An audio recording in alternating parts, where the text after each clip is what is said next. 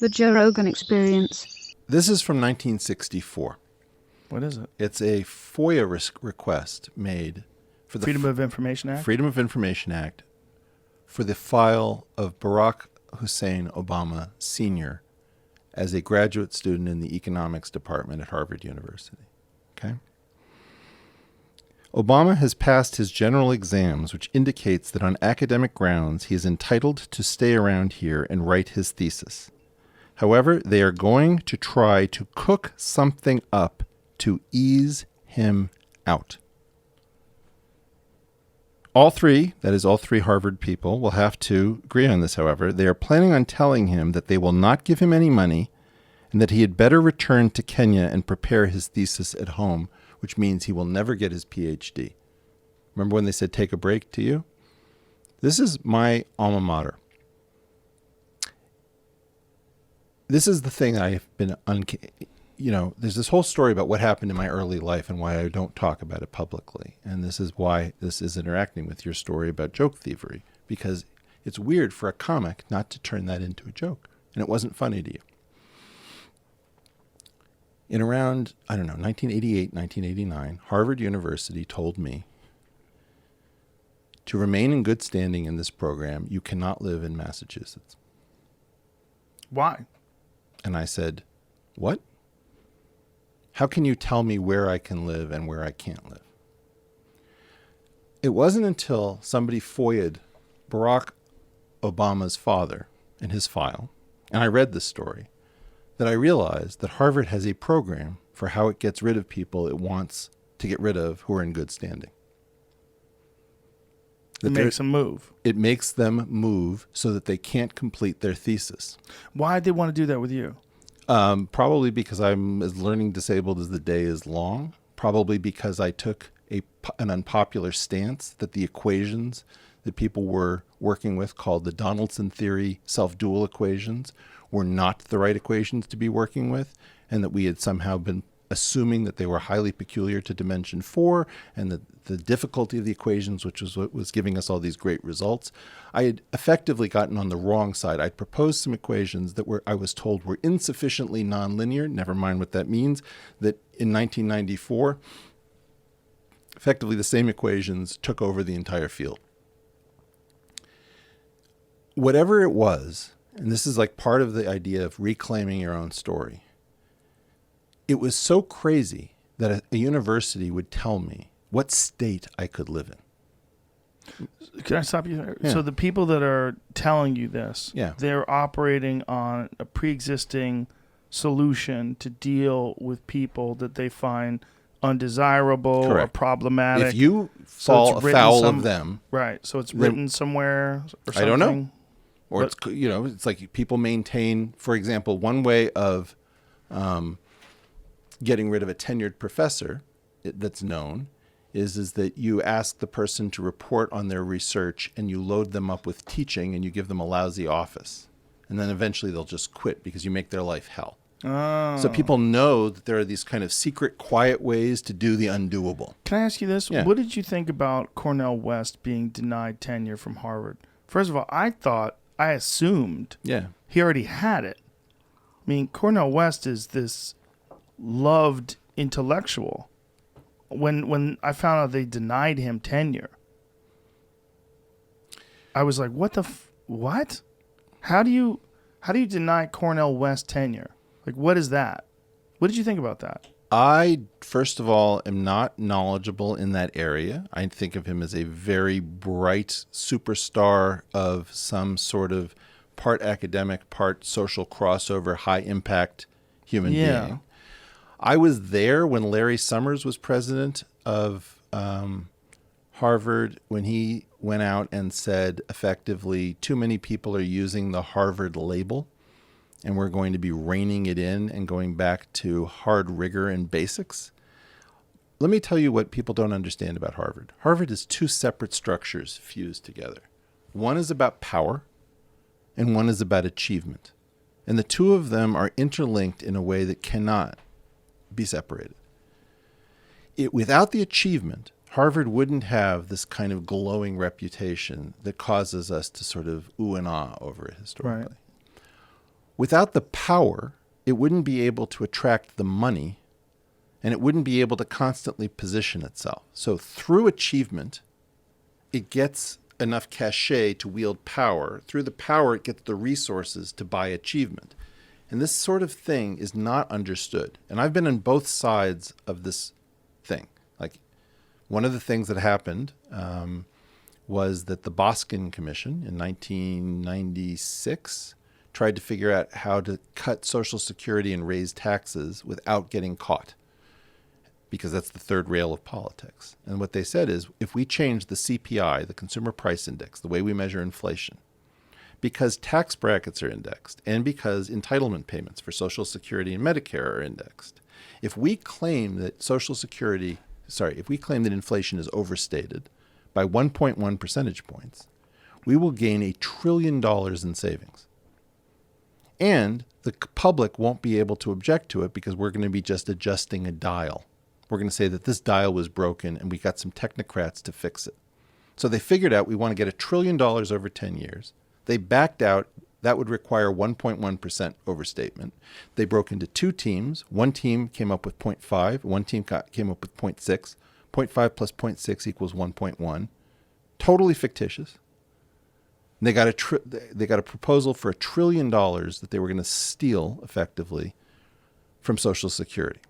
And they described this action publicly? Robert Gordon, who was one of the 5 Boskin commissioners. Jamie, could you bring up something called Boskin Wild versus Mild? They brag about these things. Power wants to explain just how powerful it is. And you remember the scene in The Big Short where they're talking to these guys in Florida and saying, why are they confessing? And somebody says, they're not confessing, they're bragging. It's a question of, what are you proud that you're able to do? Right. So until Robert Gordon did this PowerPoint presentation, we did not understand what happened to the work that I did with my wife in economics, which is that we were trying to show how you could actually compute the Consumer Price Index objectively using gauge theory. The same year, they were trying to figure out, how do we steal $1 trillion over 10 years by doing funny games with the gauge called inflation? Do you find the wild versus the mild? Yeah, I did. It's just loading a PDF and it's like taking it. I bailed. So this thing, perfect. If you go to go about 5 or 6 slides in. We'll see how that works. Okay. 1, 2, 3. Keep going. 5. You find the word 6. somehow. Keep going.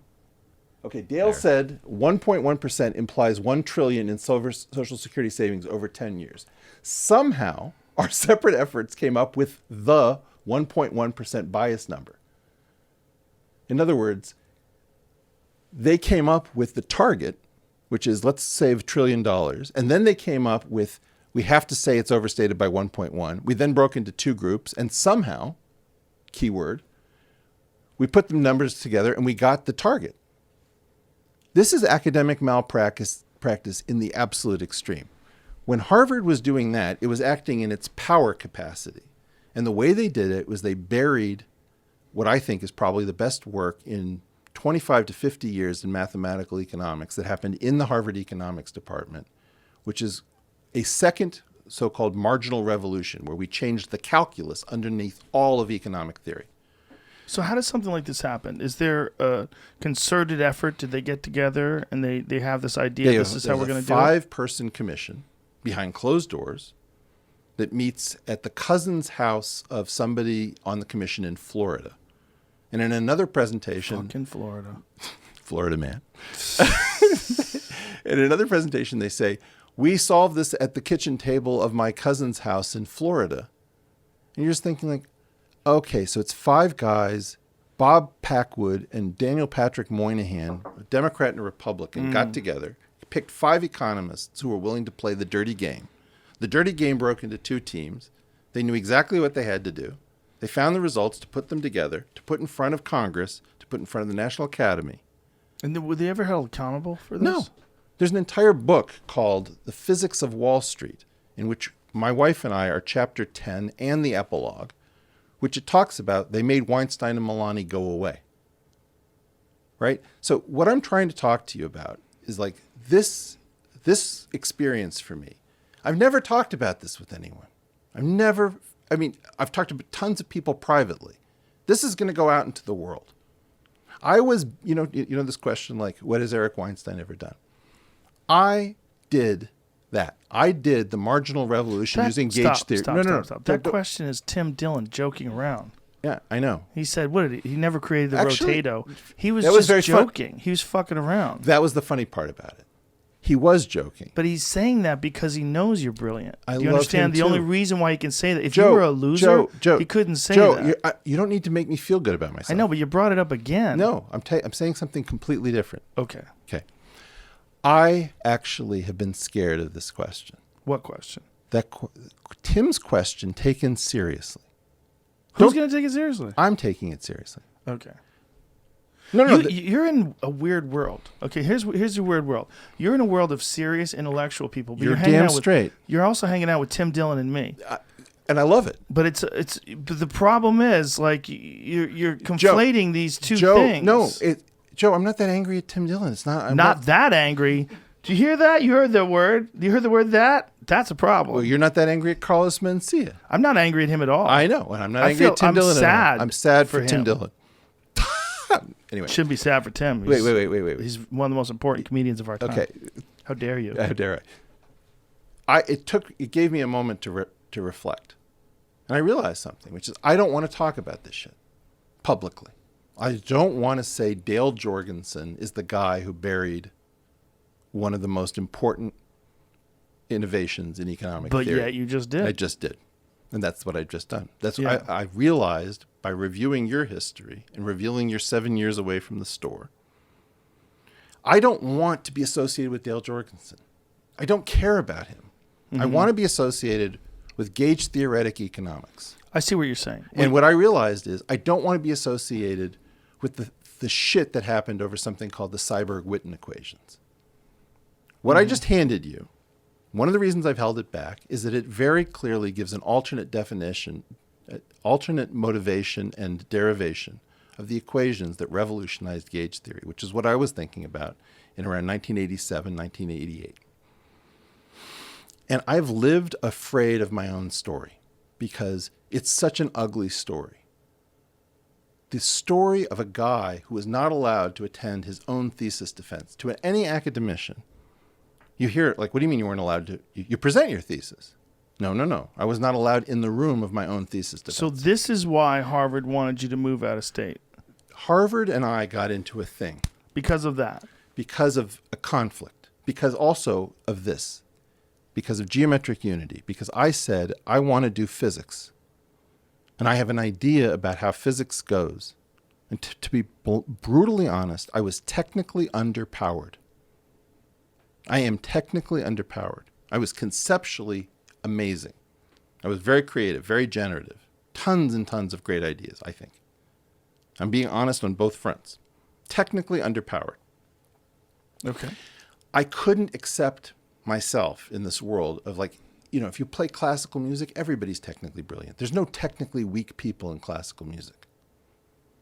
I was like a guy, it was like John Lee Hooker in the orchestra of, the Cleveland Symphony Orchestra on one string and a guitar playing with some weird syncopated rhythm. Boom, boom, boom, boom, boom. Gonna shoot you right down. Yeah, exactly. Mom said, Daddy said, let that boy boogie woogie. It's in him and it's got to come out. That thing I'm scared of. Why are you scared of it? Because it's my history. Because I don't want to go back into it. I don't want to go back to being the guy begging Dale Jorgensen, pretty please with sugar and top, let me innovate your entire field. I don't want to go back to the Harvard department and say the words Clifford Taubes. You had Gary Taubes on your program. Mm-hmm. Clifford Taubes was the guy who told me I had to move out of state. Clifford Is he related to Gary? Yeah, he's his brother. Yeah. He was the guy who held the secret seminar. And the thing is that I'm not against the person in the story. I don't want to have it. I don't want to be involved with him. I want him to go and be successful and have a good career. But my story, when I put forward those equations, and he said they're insufficiently nonlinear, and he said self-duality doesn't have anything to do with spinners, because if it did, Nigel Hitchens would have told us. Okay, Nigel would have told us. He didn't say Hitchens. He was wrong. And then when I gave him the opportunity, he didn't say, you know what, Eric Weinstein brought these equations up, and I told him no. And that thing is like something I've held open the door. He's now in his mid-60s. I was like, you really couldn't just say, maybe I screwed up? You should go kick his ass. No. Why? I'm joking. I know. Well, but wait a second, Joe. Such a dick. Such a dick. I had to. Oh, Come on, bring man, some levity into this. I appreciate thought you were going to cry 30 seconds ago. Do you have a tissue? No. Somewhere. Yeah, it was over there. But this is the thing. I've been running. What I realized through Tim, it wasn't a question of being angry at Tim, really. I've been running away from my own story. Just the way I don't like you associated with. I haven't mentioned the guy who was the joke thief in this entire time. Yeah, I understand what you're saying. Right? It's like, why are you and he entangled in a story? Because he has nothing to do with your life. It's okay. It doesn't bother me that I'm entangled with him. What bothers me that I'm entangled with this stuff. I know what you're saying. Because I want to be joyous. I want to produce positive things that uplift us, that give us a hope of breaking like the Einsteinian speed limit. You know, if this is wrong, I want to know. Mm-hmm. I think it's right. I think with all my flaws and all my failings and being 25 years out of the field, I believe that this story is going to be fixed by people who are trying to shoot it down. They're going to say, holy shit, I think there's something here. Well, now we're going to know, right? I'm hoping. You released it today? On geometricunity.org. And go to pullthatupjamie.com and you can watch all the videos that we didn't show you. Catch new episodes of The Joe Rogan Experience for free only on Spotify. Watch back catalog JRE videos on Spotify, including clips. Easily, seamlessly switch between video and audio experience. On Spotify, you can listen to the JRE in the background while using other apps and can download episodes to save on data cost, all for free. Spotify is absolutely free. You don't have to have a premium account to watch new JRE episodes. You just need to search for the JRE on your Spotify app. Go to Spotify now to get this full episode of The Joe Rogan Experience.